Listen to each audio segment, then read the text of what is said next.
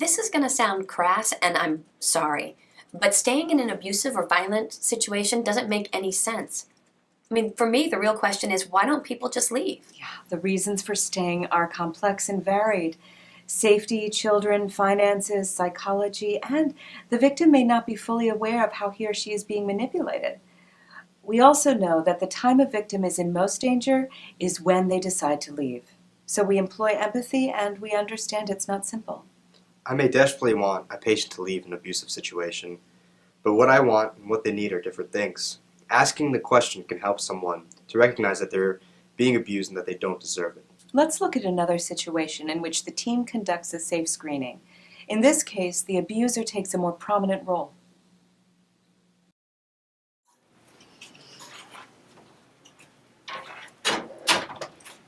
Is Mrs. Wilson ready for me? Yes, I've just finished her intake, but before you go in, I should speak with you first.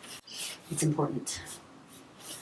There's one question I wasn't able to ask because Mrs. Wilson's husband is still here, and I'm not sure we're going to get him to step out.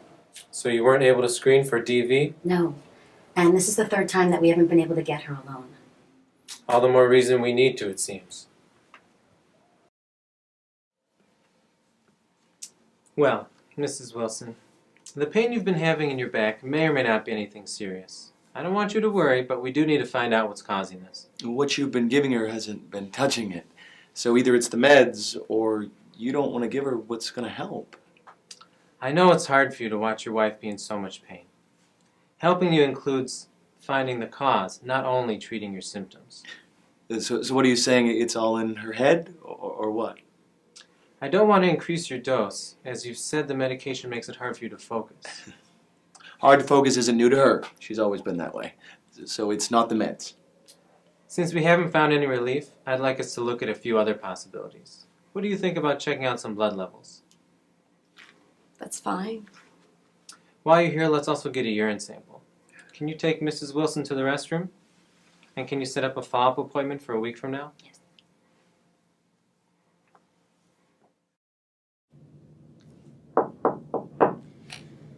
Mrs. Wilson, are you ready for me to come in? Yes, it's fine.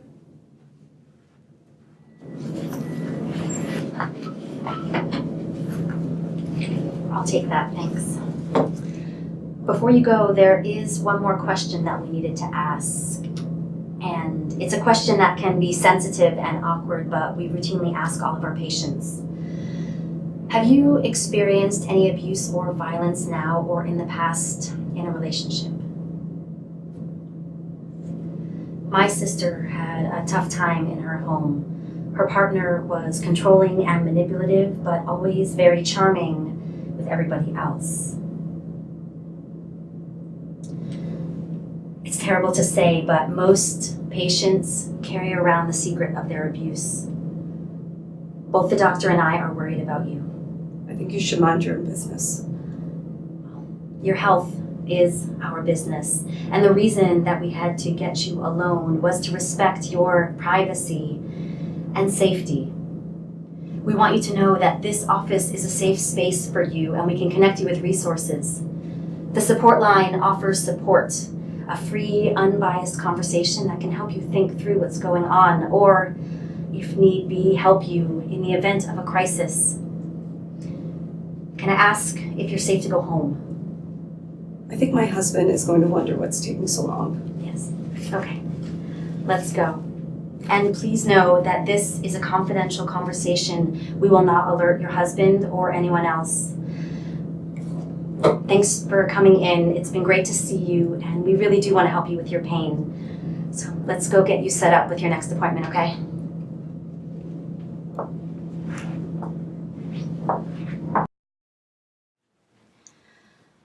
It was hard for me to see somebody being mistreated, like my sister. But we all ignored it for so long, and one night he beat her so bad she almost bled to death. And I promised myself that if I ever saw someone else being abused, that I would say something. My hands are still shaking. I know it's the right thing to do, but it's not always easy. I would have liked to get a urine sample from Mrs. Wilson's husband. We do register with the prescription monitoring program. Well, that doesn't help if he's taking her medications himself. At our next appointment, we'll ask her again if she's safe and if there's anything else we can do to help. The last thing I want to do is collude with an abuser. Mrs. Wilson couldn't get out of there fast enough. Do you think her husband was drug seeking? Do you think Mrs. Wilson was faking the pain? No, I think that she was feeling the pain. It's just not knowing her or knowing more. It's hard to tell what's emotional and what's physical. Do you think this happens a lot?